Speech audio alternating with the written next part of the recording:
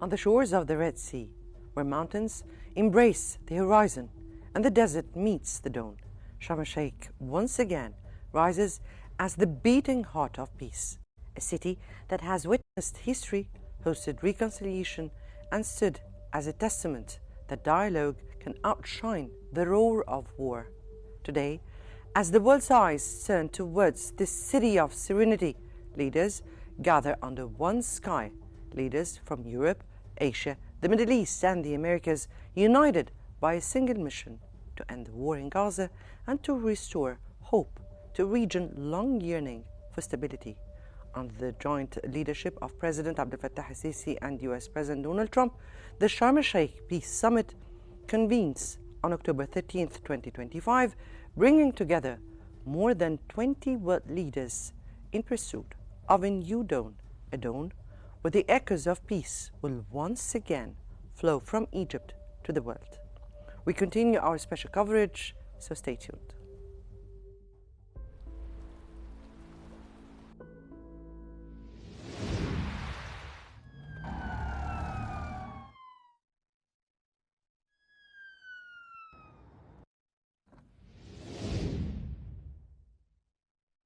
لازم أسجل بتقدير واحترام شديد للرئيس الأمريكي ترامب على إرادته الحقيقية في إنهاء الحرب خلال جولة المفاوضات الحالية.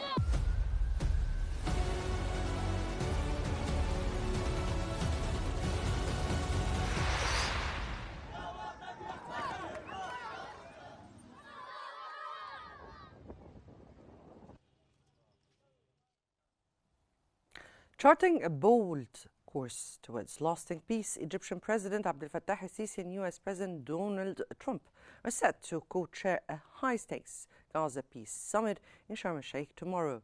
According to the Egyptian presidency, the officially titled Sharm El-Sheikh Peace Summit will bring together leaders from over 20 nations. The summit aims to end the war in Gaza, boost regional stability, and unlock a new era of security for the Middle East. High-profile attendees include UN Secretary General Antonio Guterres, UK Prime Minister Keir Starmer, Italian Prime Minister Giorgia Meloni, Spanish Prime Minister Pedro Sanchez, and French President Emmanuel Macron, all of whom have confirmed their participation.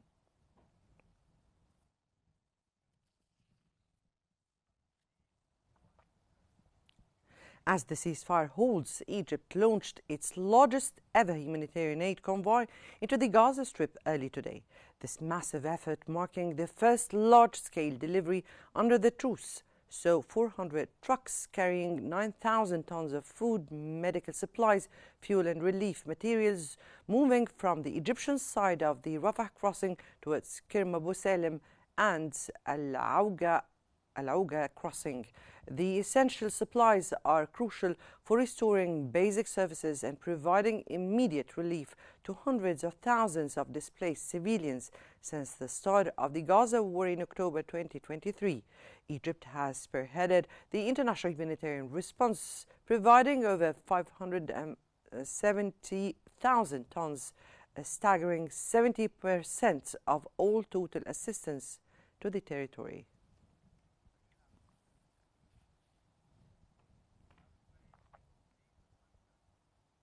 Meanwhile, Hamas is set to begin releasing Israeli detainees on Monday, a critical step that precedes the International Peace Summit in Sharm El-Sheikh. As part of the deal's first phase, 20 living Israeli detainees will be released in exchange for nearly 2,000 Palestinian prisoners, with Israeli Prime Minister Benjamin Netanyahu confirming that Israel is prepared for the immediate reception. Amidst the ceasefire, the exchange, and the upcoming summit, Hamas source close to the group's negotiating committee declared the group will not participate in post-war Gaza governance. The impact of the truce was immediate. Gaza's Civil Defense Agency reported that more than 500,000 Palestinians flooded back into Gaza City the moment the ceasefire took hold.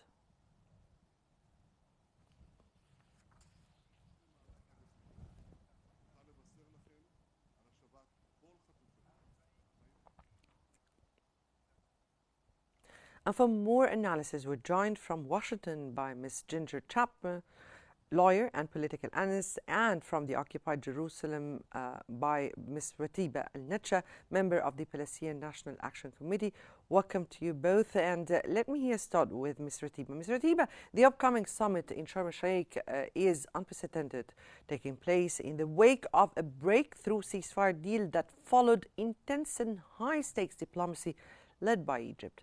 Now, in what ways will this summit be significant, particularly in light of all the efforts that were made during the past period? First of all, thank you for hosting me in this meeting. And I think that it's important. This summit is very important because of the people who are attending it and the promises that the United States give as a guarantee for this deal. As we witnessed before, Israel didn't commit to any kind of deals and didn't commit to ceasefire, as we witnessed in the beginning of this year, but a pressure and more pressure, especially from Egypt, to have a commitment from Trump himself to sign on this agreement and to give his word personally, not just the United States, for this deal to be done. And the efforts that the United States is putting in the few days by having a full staff of people and an office to watch the implement of this agreement. All of these things can't be achieved without a real pressure from Egypt and from other countries to make this deal value and maybe to face the fairness and the suspicions that the Palestinian side have towards this agreement, especially that they will give the most important thing for Benjamin Netanyahu, that it is, and they have nothing else to negotiate on it if they release all the Israeli prisoners without these commitments. So I think that having this summit in front of UN bodies and in front of 20 leaders in the world, including Trump himself, for signing this agreement, is something significant and really very important, and give a value, added value to this agreement more than other agreements that has held in the past. And I think that it's a huge diplomatic step to make the United States recognize the Palestinian right and change the mind of Trump of transferring the Palestinian and making Gaza as a Rivera Middle East. Right. Ms. Ginger, the stated goal of the summit is to end the war in Gaza, and eventually, definitely, that would lead to other stages and phases, which would end into permanent peace and the establishment of a two-state solution. What is the non-negotiable minimum outcome that Egypt and the international community hope to secure through this peace summit? Well, first, greetings to Mona and to your viewers and your other guest, Ms. Raida. And what are the non-negotiable conditions? First, with respect to this 20-point plan, we know it's deeply flawed. We know there are issues that will be sticking points that have to be negotiated through, especially in phase 2. Right now, we need to get through phase 1. We know that phase 1 really deals with the ceasefire, and it deals with the return of the hostages from Palestine to Israel, and also the return of the Israeli hostages and prisoners and captives that they have to Gaza. And this could be a sticking point. The most immediate sticking point right now is the withdrawal of the Israeli troops and the demilitarization of Hamas. This is going to be a very nuanced negotiation. Hamas does not want to demilitarize until IDF withdraws, and IDF does not want to withdraw until Hamas demilitarizes, and they say they want an international force in place. So this is going to be a sticking point. This is something that will have to be negotiated and discussed at the summit in Egypt in Sharm El-Sheikh on Monday. And we know that some of the conditions that are required on the part of the Palestinians is they do need their right of self-governance. They need their right of self-determination. This 20-point plan is designed to not deliver that. In fact, this plan appears to be Israel's attempt to get through the peace plan what they were not able to accomplish on the battlefield in Gaza. So the terms, they have not succeeded in their goals on the battlefield in Gaza. So this plan is their attempt to rework the previous plans. The biggest short-term risk is Israel is going to violate the terms of the ceasefire. This is why President Trump's personal security guarantees to Hamas, to the negotiators, are of the utmost importance. And then that's the short-term risk. The long-term risk is that Israel could use this plan as sort of an Oslo Accords way to stall, to delay, and to drag this out for years, to not really implement anything. And the other long-term risk that we're seeing now with Germany and the European Union, now they want to jump into development and rebuilding and form committees to make money off of the rebuilding. So the long-term risk also is that there will be a recolonization of Gaza using these redevelopment international support, international aid as a cover for this governance board to just recolonize. So we have a lot of long-term risks.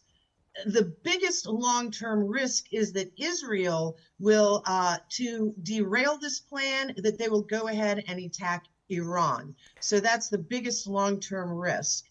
Actually, you spoke about two important risks here, Ms. Chapman. You spoke about the recolonization of, or the reoccupation of Israel to the Gaza after the reconstruction plan, or this is what I understood, and this has to be negotiated. And then you spoke about Iran and its role. This is what you were speaking about, right? Yes, although leading to that, one of the things that's very significant is Israel declines to be at the Egyptian summit, and Hamas is not invited. It's apparent that there is going to be an attempt to box Hamas out of the negotiations. However, Hamas has attained a great deal of political importance, and Israel cannot take part. Ms. Chapman, Hamas. We're speaking now about the whole Palestinian cause, and the Palestinians are represented in the proper way for the sake of the Palestinian cause at large. And I guess also part of Hamas leaders would be attending also.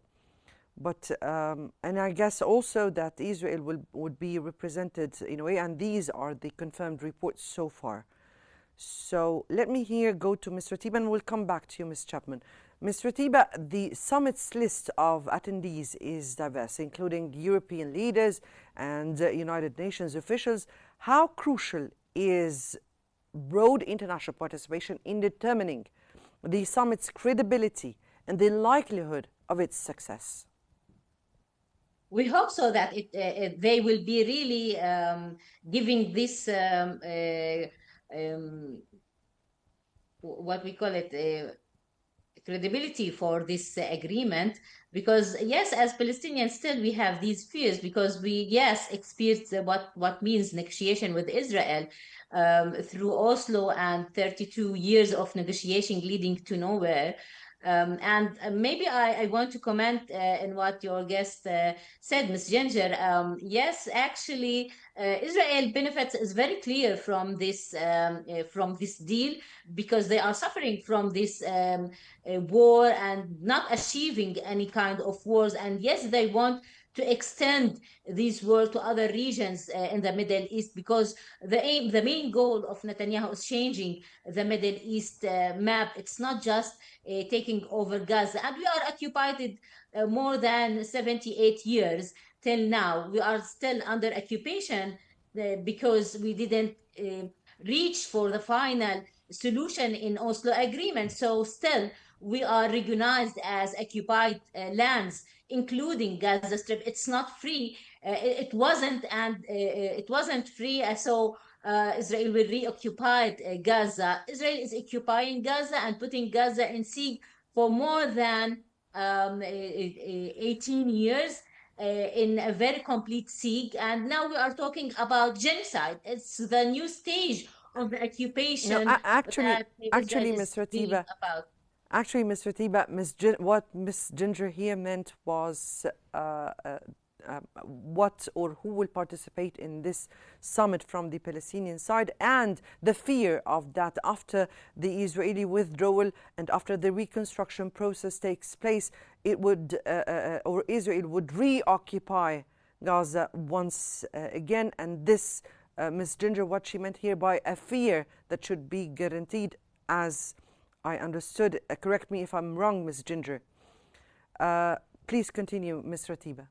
Yes, what I'm saying that we start this diplomacy path since more than 35 years ago by recognizing Israel and by starting negotiation in agreements and in maybe participations of European and Arab countries, and we didn't reach our state yet. So it's another phase and another stage of this kind of negotiation. We hope that the situation of Israel today is not as it was 32 years ago when we signed Oslo agreement, and the commitment of the United States and other states is maybe different, because the situation of Israel and the isolation of Israel in the international arena, as I think and I guess now, is maybe putting pressure in Israel. So we hope that this summit can make a real return in the real commitment of these European and international bodies, European countries and international bodies towards the Palestinian case. And we hope that Egypt leading this path and this diplomacy path nowadays can put more value for this path and make it shorter for the Palestinian. Putting maybe the Palestinian case in an Arabic occupator and Islamic occupator may can accelerate the path that we are going through, Right. establishing our independent state as Palestinian. This is our hopes that we are hung in it, Definitely. but still we know that the other part of this negotiation, the Israeli part, is not putting any efforts for peace process and not even recognizing the state of Palestine. So still we have a lot of obstacles and a lot of bridge of trust to build as Palestinian, and we hope that the Arab states and the Islamic states and maybe the United bodies leading by the efforts of Egypt can build this trust and this peace process. Yes, actually, it is led by both the Egyptian and the United States parts. Ms. Ginger, coming back to you, and during his address to families of Israeli detainees, Steve Witkoff noted that President Trump refused to accept the idea that peace in the Middle East was out of reach. What does this reveal about the U.S. foreign policy or his foreign policy outlook, particularly in terms of pursuing long-term solutions for complex conflicts like that one in Gaza or in the Palestinian territories at large? Well, I think that your guest, Ms. Raida, made a very crucial point, which relates to Steve Witkoff's speech. She makes the point that right now the conditions are the best we've ever had to negotiate a long-term peace. And the importance of the other nations are crucial, especially after the bombing in Qatar, where Israel tried to kill the Hamas negotiators. That was a turning point for Trump. He realized he could not contain Netanyahu and the IDF on his own. He needs the assistance of our Arab partners, Egypt, Jordan, Saudi Arabia, Qatar. And these are the parties that are going to be able to work with Trump together to fashion a long-term peace. And with Steve Witkoff's speech in Israel, we saw that when he mentioned Netanyahu, the crowd booed him. And this is because even in Israel, Netanyahu and his cabinet are increasingly unpopular. They are increasingly divided. We see that for Trump, this is very crucial for his presidency, because here at home, the American people are turning against Israel. The American people want a resolution and do not want to be complicit in this genocide. We were shocked to find out that in 2 years, we spent $32 billion helping Israel bomb Gaza, Yemen, Syria. So this has got to stop. And also we see that Netanyahu is risking Trump's presidency because prominent Republicans are turning against Trump. His America First MAGA base is turning against Trump over Israel, and Trump risks losing the midterm elections. He won't lose, but he could lose control of the House, the Senate, Congress, and many state Republican majorities in the midterms. So there is a lot at stake. And even for the European leaders, such as Meloni in Italy, Keir Starmer in UK, Macron in France, the people are turning out, their populations are turning out by the hundreds of thousands, protesting in the streets against the genocide and for the rights of the Palestinian people. And the leaders cannot ignore this at a time that there's so much civil unrest, their economies are fragile, and the world is turning against the Western nations because of our ongoing war hegemony. And the rest of the world, BRICS, the Shanghai Cooperation, are making alternative arrangements, financial arrangements, security arrangements, Saudi Arabia and Pakistan. China is courting Egypt for security arrangements. So we need, America and the Western countries need to negotiate a long-term peace now for the Palestinians, because we are risking our political and our economic futures, which is very weak, because the world is isolating America and Israel. So this point is crucial, as Ms. Raeda says.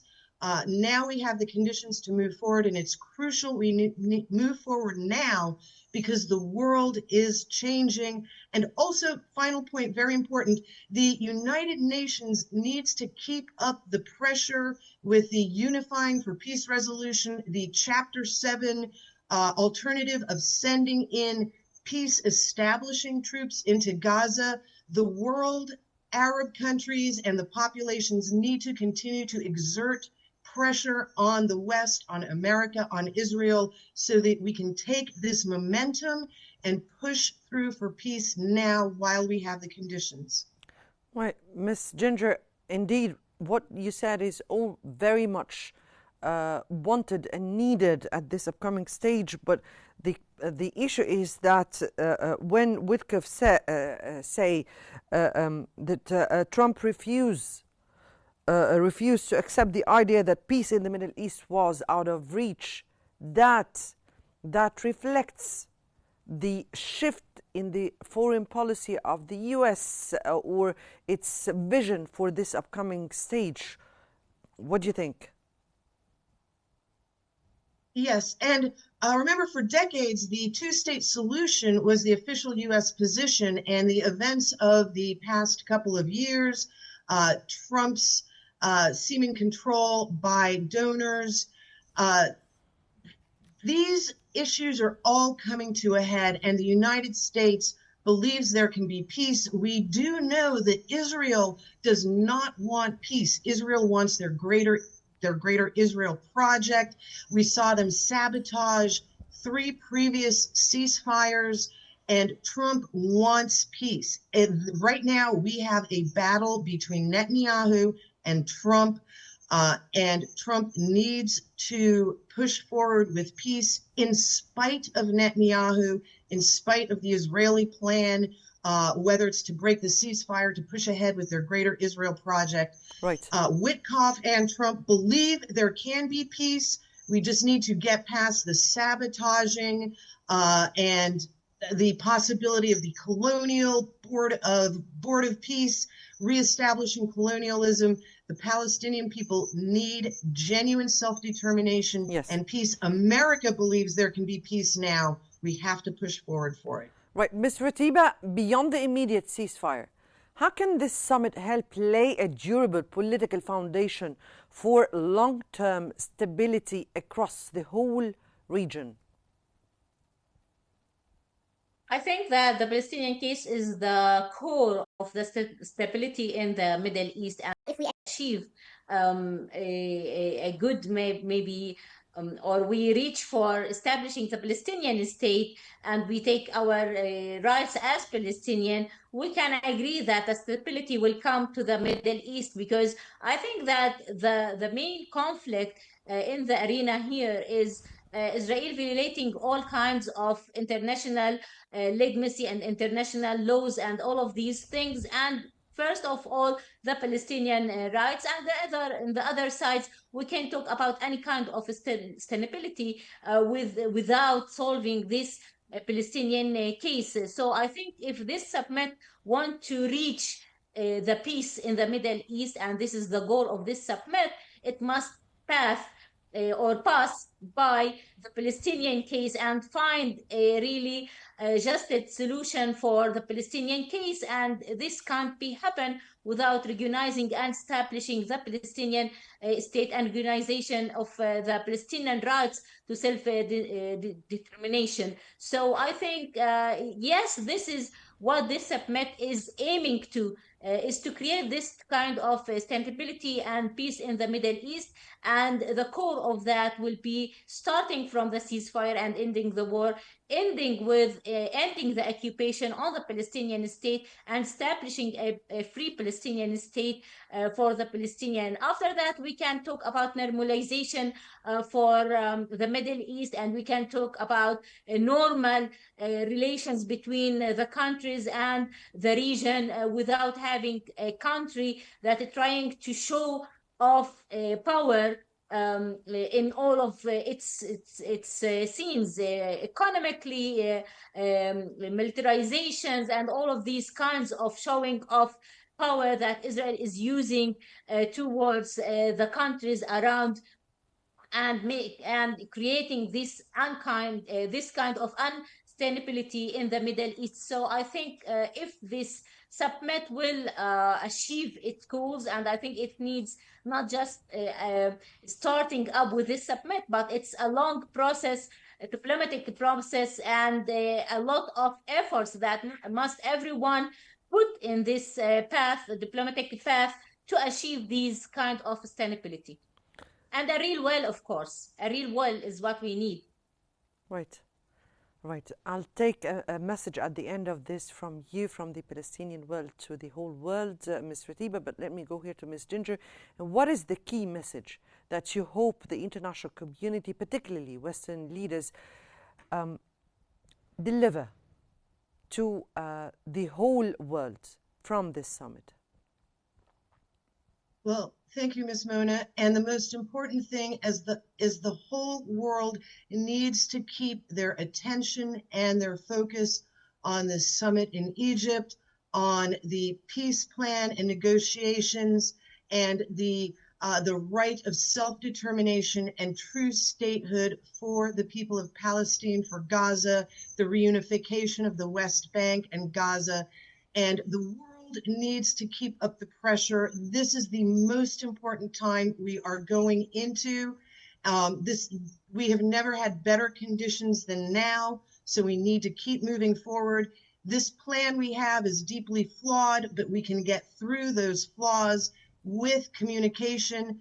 The American people are grateful to the people of Egypt, Jordan, Qatar, Saudi Arabia, Turkey for stepping up. We need you. America cannot do this alone. We do not trust Netanyahu, but we need to keep moving forward. Pray for peace. And the world needs to keep up the pressure and the focus on this committee and on the United Nations until we have peace to save the region and the world. Thank you. Thank you. Right. A very quick message from Ms. Ratiba to the whole world and from the Palestinian people to the whole world. Very briefly, please. I think this is the real examination of the legacy of the international law and the real will of two-state solution. So we need a lot of efforts to improve this legacy and to improve that still everyone recognizing the right side of the truth. Right, Ms. Ratiba. So Ms. Ginger Chapman, a lawyer and political analyst, and Ms. Ratiba An-Netcha, member of the Palestinian National Action Committee. We thank you both for your very valuable insights. And from the land of peace, we send peace and we hope for peace. That brings us to the end of our special coverage for this hour. Many thanks for joining us and stay tuned for more updates on Qnews.